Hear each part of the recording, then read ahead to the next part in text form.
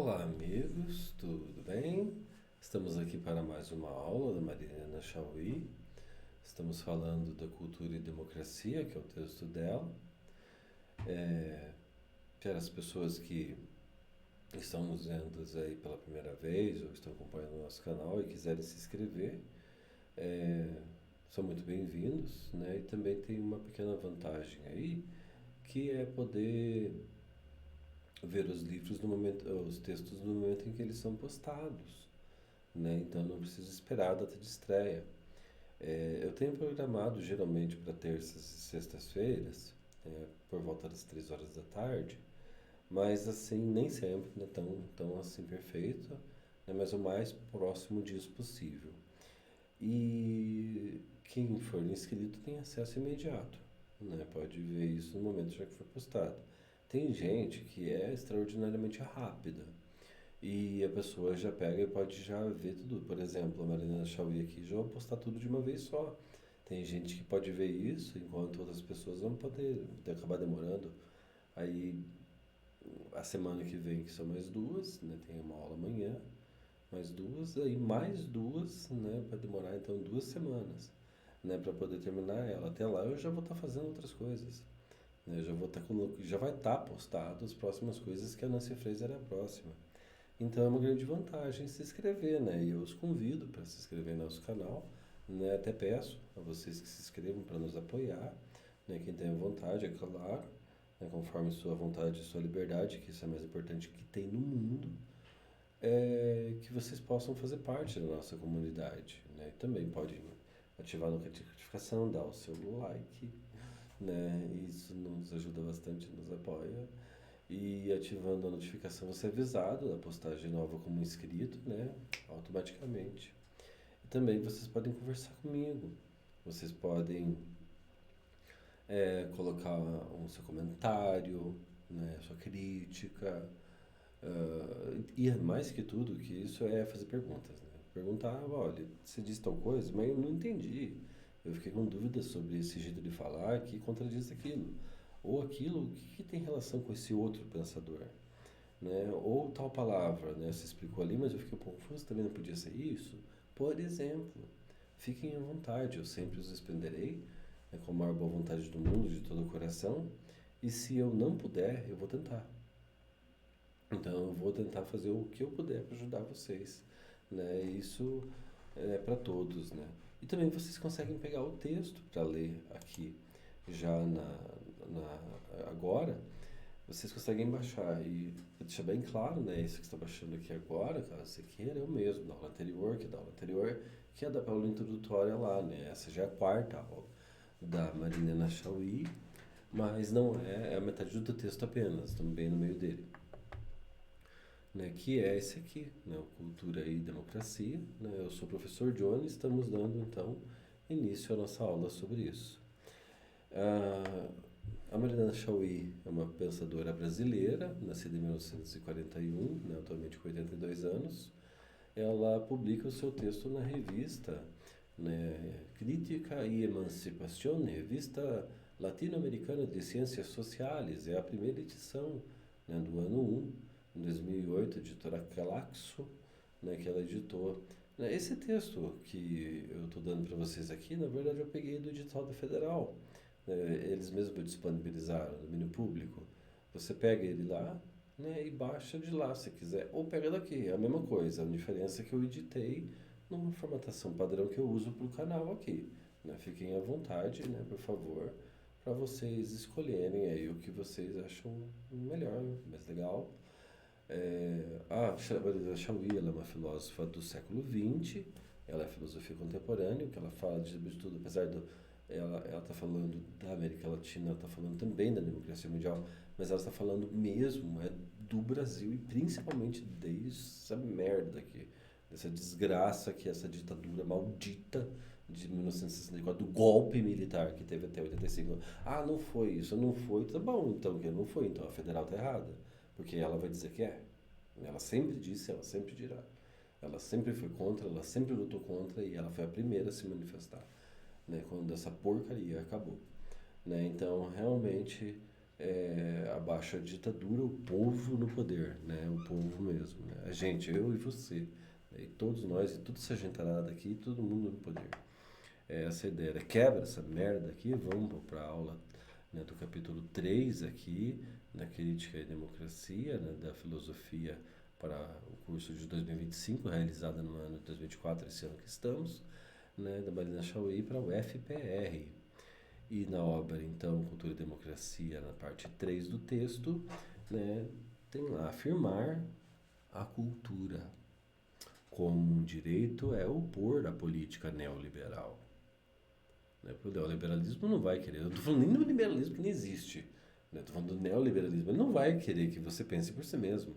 Que você tenha suas próprias sensações. Não é para você ter. Tanto que tem um monte de obras de arte que são proibidas. Filmes, por exemplo. Tem um monte, né? Eu vou colocar o máximo aqui que eu puder. Né? De livros de filmes proibidos. Né? Porque eu sou super do contra, assim, essas paradas. Não porque eu sou do contra igual a Turma da Mônica, que é muito massa. É porque eu sou do contra, na verdade, é tudo que é controle, né? Eu sou um anarquista, né? É o que eu penso, né? É assim que eu sou. Apesar de estar aqui vivendo até num sistema capitalista, até usando no momento disso, né? Que é isso daqui, mas de uma forma que eu possa lhes ajudar sem ter que necessariamente ter que tirar de vocês alguma coisa. Eu não quero, né? Se é da vontade de uma pessoa é diferente, mas eu não quero que você tenha que ser obrigado a fazer isso para poder ver a segunda aula. Não, vai ver tudo, né? Tudo que você tem direito de ver e tal, né? E a política neoliberal que abandona a garantia dos direitos, transformando-os em serviços vendidos e comprados no mercado e, portanto, são privilégios de classe que pode fazer isso, outras classes que é a maioria não pode. E essa concepção da democratização da cultura pressupõe uma concepção nova da democracia. De fato, estamos acostumados a aceitar a definição liberal da democracia como regime da lei e da ordem para garantir as liberdades individuais, como foi interpretada a partir de Locke, mas você não pode usar isso para embasar o pensamento atual. Dizer isso é como fazer o que Hitler fez com Nietzsche. Nietzsche era totalmente contra o antissemitismo, que era exatamente a coisa mais feita, mais praticada pelo psicopata Adolf Hitler, como todos os outros fascistas também são. Né? São psicopatas, são pessoas sem sentimento de culpa. Por isso que essas pessoas riem quando veem pessoas sofrendo, fazem piadas, porque eles não têm empatia. Né? É justamente isso que acontece. Né? E isso é o Estado. Né? Assim como no Leviatã o Estado representava aquilo, até uma relação possível. Olha o Estado produzindo cultura, trabalhando com ela. Né? Tudo na mão desse governante. E você, infelizmente, se não é uma das coisas na mão desse cara aqui, você é um botão que fecha o paletó dele. Isso é revoltante, é humilhante. Né? Eu prefiro a morte do que pertencer a isso aqui. De forma alguma. Visto que o pensamento e a prática liberais identificam liberdade e competição, essa definição da democracia significa, em primeiro lugar, que a liberdade se reduz à competição econômica da chamada livre iniciativa e à competição política entre partidos que disputam eleições. Em segundo, que há uma redução da lei à potência judiciária para limitar o poder político, defendendo a sociedade contra a tirania, pois a lei garante os governos escolhidos pela vontade da maioria. E em terceiro, que há uma identificação entre a ordem e a potência dos seres executivo e judiciário para conter os conflitos sociais, impedindo sua explicação e desenvolvimento por meio da repressão. Em quarto lugar, que embora a democracia apareça justificada como valor ou como bem, é encarada de fato pelo critério da eficácia medida no plano legislativo pela ação dos representantes, estendidos por políticas profissionais, e no plano do poder executivo pela atividade de uma elite de técnicos competentes, aos quais cabe a direção do Estado. E a gente vai pensar exatamente na ideia dos três poderes. Né? O poder legislativo, que elabora as leis, o poder judiciário, que aplica as leis, e o gerente, que é o executivo, que administra o local. Né? Que antes essas leis são aplicadas todos separados Isso foi criado por Charles de Montesquieu, né? Charles Louis de Secondat, também conhecido como Barão de Montesquieu, lá no Iluminismo. Realmente isso é necessário, que a contribuição do Montesquieu para esse novo mundo funcionar, que a gente vive agora. Novo não é para nós, mas para a história é. A democracia é assim reduzida a um regime político eficaz, baseando-se na ideia da cidadania organizada e partindo de partidos políticos e se manifesta no processo eleitoral de escolha dos representantes, na rotatividade dos governantes e nas soluções técnicas para os problemas econômicos e sociais. Ora, há, na prática democrática, nas ideias democráticas, uma profundidade e uma verdade muito maiores e superiores que o liberalismo pode, percebe e deixa perceber.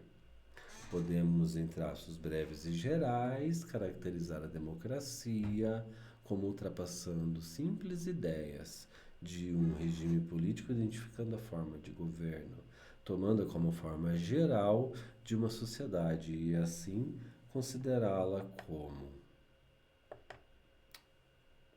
todas a favor da democracia.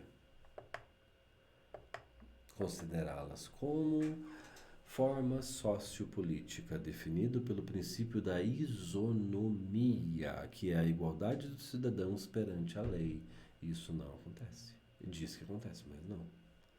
E da isegoria, direito de todos para expor em público suas opiniões, vê-las discutidas, aceitas ou recusadas em público de forma democrática, tendo como base a afirmação de que todos são iguais porque são livres, e isto é, ninguém está sob o poder de outro, porque todos obedecem às mesmas leis até o outro que diz que manda em você. Não se deixe enganar pelos falsos profetas aí, né? Pelos enganadores e tal. É, autores diretamente numa democracia participativa, indiretamente numa democracia representativa. Se você participa, é participativa, né? Se você elegeu alguém, é representativo.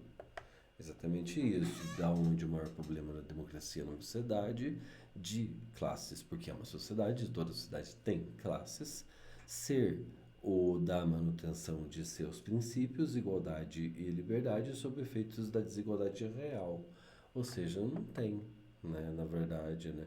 Você é colocado numa situação onde há uma desigualdade e esse equilíbrio aqui não acontece, né? Não é assim que funciona.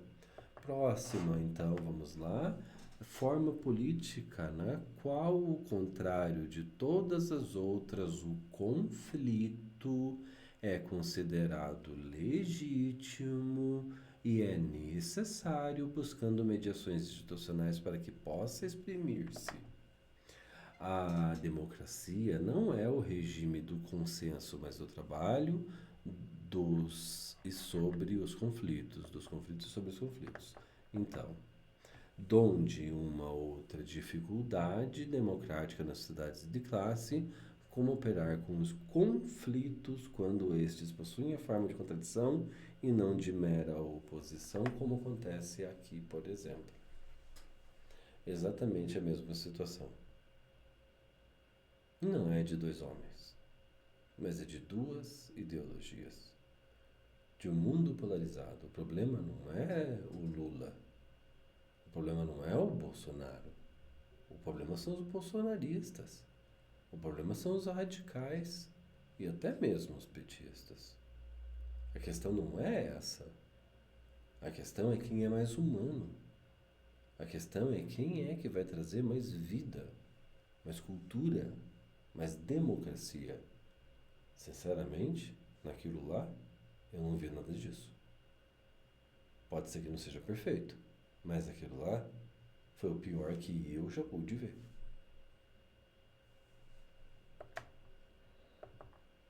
O pior nem é aquilo.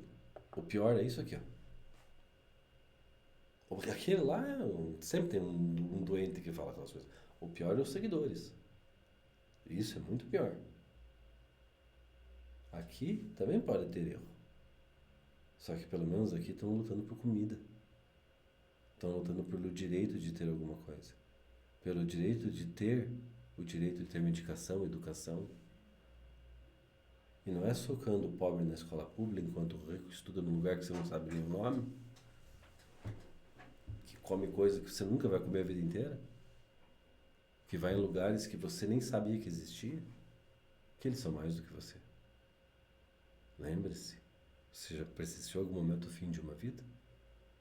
Porque se sim, você sabe que no fim todos somos iguais. Mesmo sendo todos diferentes, é justamente por isso que somos iguais. Nós somos iguais em nossa unicidade. Então ninguém pode se colocar acima do outro. Isso é fascismo. Aquilo ali é fascista. E fora a apropriação dos símbolos nacionais, né? A bandeira, a camisa da seleção brasileira de futebol.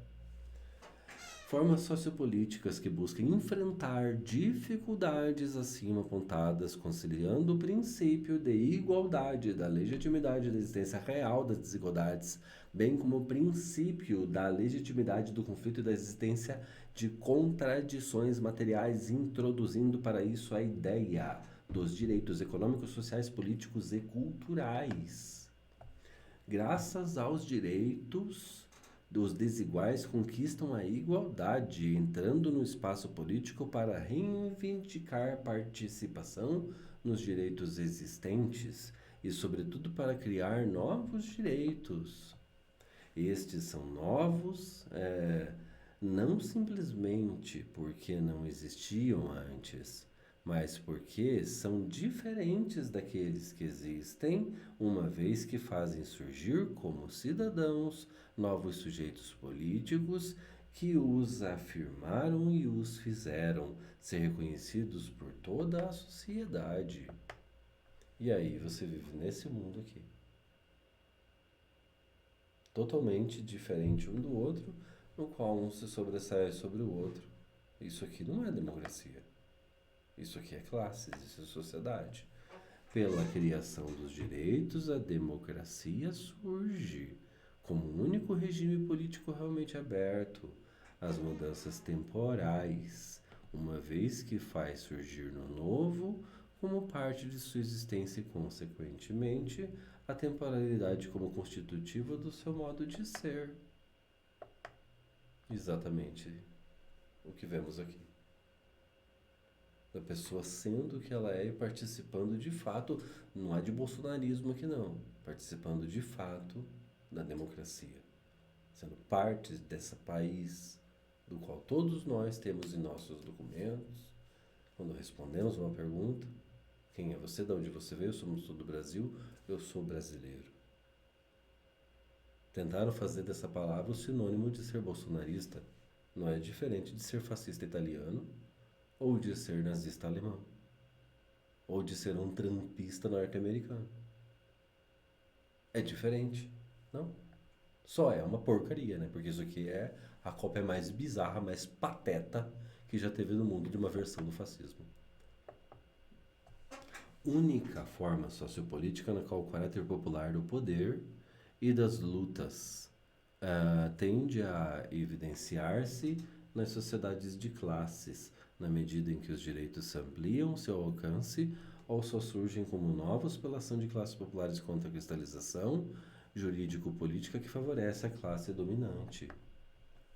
Em outras palavras, a marca da democracia moderna permitindo sua passagem da democracia liberal à democracia social encontra-se no fato de que somente as classes populares e os excluídos, as minorias, sentem as exigências de reivindicar direitos e criar novos direitos, então deixa que eles enchem o saco.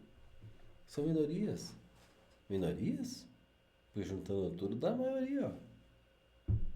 Como aí na pintura Operários, da Arcela do Amaral. Forma política na qual a distinção entre o poder e o governo é garantida, não só pela presença da luz das leis e pela divisão das várias esferas de autoridade, mas também pela existência das eleições, pois estas, contrariamente do que afirma a ciência política, não significa mera alternância no poder, mas assinalam que o poder está sempre vazio. Em seu detentor é a sociedade, e que o governante apenas o culpa por haver recebido um mandato temporário para isso. É limitado Em outras palavras, os sujeitos políticos não são simples votantes, mas eleitores. Eleger significa não só exercer o poder político, mas manifestar a origem do poder. A origem sou eu, a origem é nós, é cada um de nós. Repondo o princípio afirmado pelos romanos quando inventaram a política, eleger é dar a alguém aquilo que se possui, pois que ninguém pode dar o que não se tem. Isto é, eleger é afirmar o se soberano para escolher ocupantes temporários do governo, do qual você também poderia fazer isso através das eleições, que quando contestadas se tornam um crime. Aí você vai lá e faz isso e você manipula isso daqui? Talvez. Prova. Porque se você não tem prova, é complicado fazer acusações. É muito fácil levantar acusações se você não tem prova só porque você é de uma ideologia contrária à do povo, à dos direitos dos cidadãos. Dizemos então que uma sociedade, e não um simples regime de governo, é democrática quando, além de eleições, partidos políticos, divisões de seus poderes da República, respeito à vontade da maioria e das minorias, institui-se algo mais profundo, que é a condição do próprio regime político, ou seja, quando institui direitos e que essa instituição é uma criação social, de tal maneira que a atividade da democracia social realiza-se como um contrapoder social, que determina, dirige, controla, modifica a ação estatal e o poder dos governantes. A sociedade democrática institui direitos pela abertura do campo social, criação dos direitos reais, ampliação dos direitos existentes e a criação dos novos direitos. Eis porque podemos afirmar que a democracia é a sociedade verdadeiramente histórica, isto é, aberta ao tempo, ao possível, às transformações e ao novo. Exatamente essa ideia aqui, de democracia. Enquanto não nos unirmos como um só grupo, e extinguir a ideia de classes, jamais haverá uma comunidade. Jamais haverá democracia. Democracia não existe numa sociedade. Não existe sociedade democrática. Por quê? Uma sociedade é exatamente camadas. É estratificação. Nós precisamos de uma comunidade onde não existem isso. Então não é necessário mais a luta de classes. Do qual Marx estava certo ao denunciar, ao ver aquilo. Ele percebeu e nomeou uma coisa que estava na cara. Com efeito pela criação dos novos direitos e pela existência dos contrapoderes sociais, a sociedade democrática não está fixada numa forma para sempre determinada, ou seja, não cessa de trabalhar suas divisões e diferenças internas, de orientar-se pela possibilidade objetiva, a liberdade de alterar-se pela própria praxis ou prática.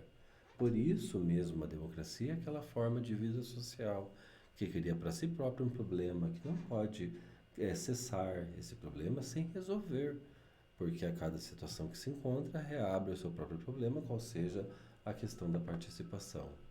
Como poder popular, nós temos a palavra demos, que significa povo, e kratos, que significa poder. Até a gente vê no jogo God for Kratos, né? A pronúncia em inglês é Kratos, a pronúncia em português é Kratos. Traduziram tudo, o jogo é dublado, mas a palavra é Kratos, né? Então, né, em português de Portugal é Kratos mesmo. Que significa Kratos é poder, poder, o forte, o potente, né? E demos Kratos. Então, a democracia exige a lei seja feita por aqueles que irão cumpri-la e que exprimem os seus direitos. Dos demos Kratos, democracia, poder do povo. A potência do povo, a força do povo. É isso que significa. Como acontece aqui, no discurso de Péricles. Exatamente isso aqui é democracia. Porque aquele cara ali, que é o grande Péricles, ele está fazendo um discurso como uma ampulheta. E quando ela acabar, outro que está aqui em volta, ou não está aqui, não importa, vai fazer o discurso igual a ele, a não ser que não queira. No mesmo tempo. Isso é democracia. Não tem mais que o outro. porque gastou mais dinheiro. Nas sociedades de classe, sabemos o povo, na qualidade de governante, não é a totalidade das classes nem a população, mas a classe dominante que se apresenta através do voto como representante da sociedade para a feitura das leis, seu cumprimento e garantia dos direitos.